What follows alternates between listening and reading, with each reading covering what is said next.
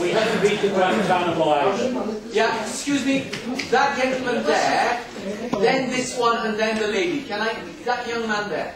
Hello, I'm a student. My name is Mohammed, and my question is... Can you shout up? I'm a student, and my question is to Professor Madawi. Sorry. Okay. Doesn't this falsify your argument? Because earlier in your statement, you have been constantly comparing the UK to KSA, whereas at the end of your statement, you said that it's not possible to compare with neighboring countries. Is this halal to you and halal to them? Mm-hmm. Thank you.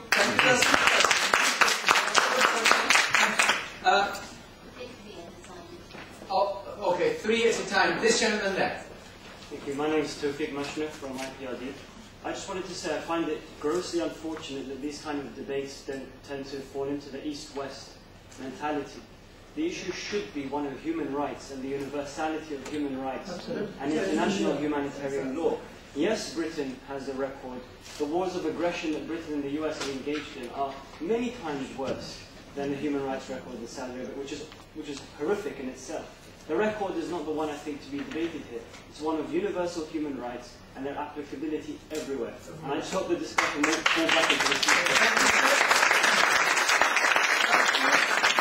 And the lady at the back, and then we'll get the panelists to respond. It's Royal Arab Institute of Archaeology. Sort of following on from that theme, we know that the West can really not talk about human rights because their back door is full of rubbish itself.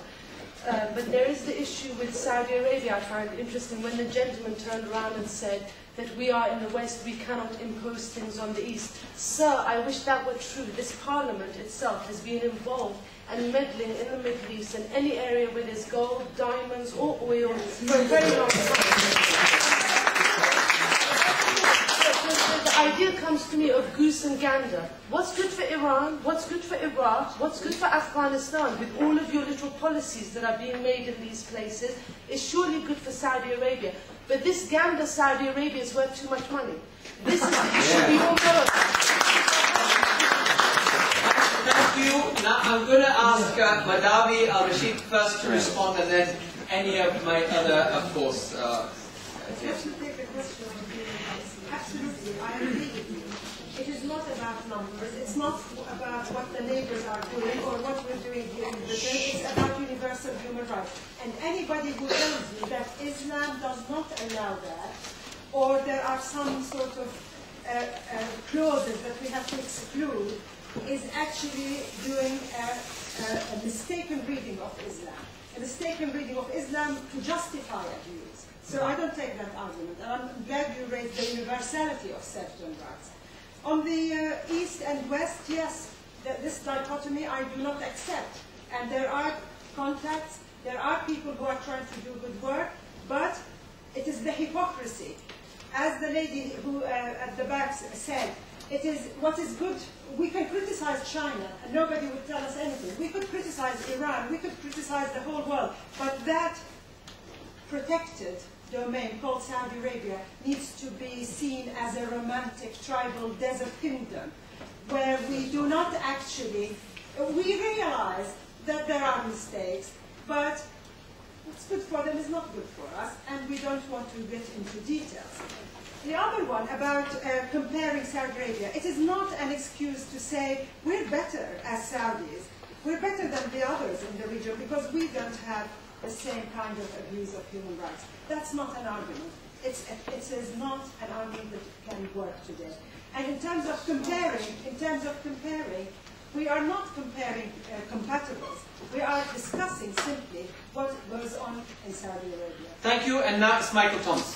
Thank you. Well, first of all, I'd actually take you up on that because certainly Saudi Arabia does get criticised.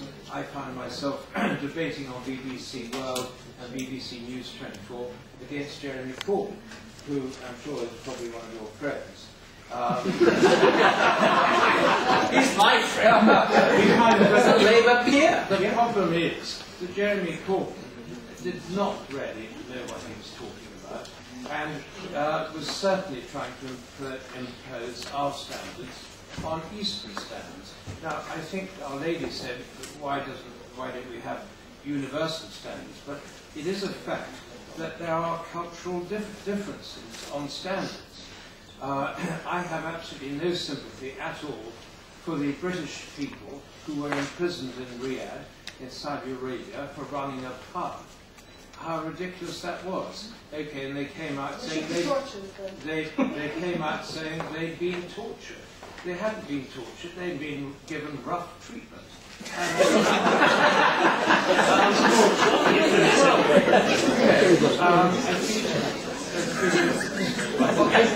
Thank you. I'd like to one last thing. On education, our friends worried about education. The University of Petroleum and Minerals, UPM, in Tehran, is just an amazing university. It is state-of-the-art and has hundreds, if not thousands, of Saudi students there. You should be aware that the Saudi government is doing a huge amount in education. I'm involved through the Saudi-British Joint Business Council, and if you need to know more, please contact me. But there are great steps going forward. Unemployment is a major problem. Okay, May? Yes, I'm very surprised at this denial that there is a problem for human rights in Saudi Arabia by the outsiders. Amnesty International, Human Rights Watch reports, United Nations conventions, we're reading, there are names of people that I sat with for hours. I know them, I grew up with them. In your book you mentioned Robert Placey, people like Mohammed Saeed Tayyib, people like, and all the others who went to the prisons, that it sounds very mild. Prisons, it sounds like five-star hotels. Very nice. I heard hours of stories of sleep deprivation, torture. I haven't been there for the last 4 or 5 years. You know why? I just told you the story. 60 lashes for 1 hour. I don't have the back to receive. And I want to tell you that scholars who have analyzed and looked at the Sharia, the number of lashes, flogging, corporate punishment for distinguished university professors, academics, lawyers, medical doctors, that's not Islamic. I agree, but you're talking about the past. Is that all right? Sorry.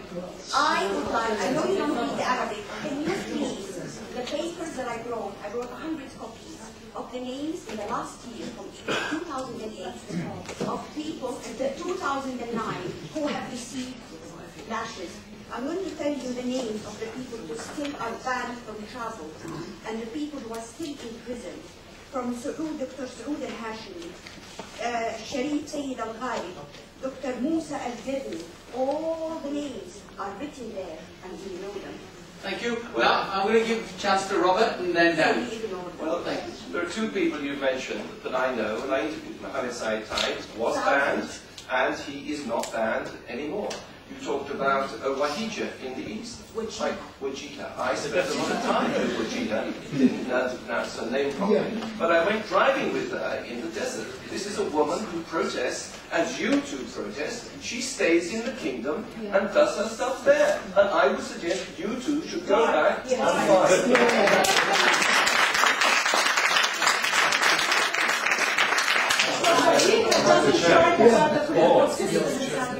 Okay. And I would also like to add, Can I just now move to Daniel? No, I'm going to ask him. Okay, So I would like to very much concur with what Mr. Lacey has said, in that the 2 ladies here who operate in Saudi Arabia, I suggest that they go back and visit Saudi Arabia. And you use the excuse, as a British citizen, I won't have the protection of Her Majesty's government. That is total nonsense. I remember as a British, Mr. Chairman, can I finish? As somebody of Polish origin, I remember going back to Poland in the early 1980s when there was still communism and there was martial law in Poland and terrible suppression. I still went back to Poland with my British passport and was protected. So I suggest you go back. Before you start criticising Saudi Arabia, go back to Saudi Arabia and find out how the society is.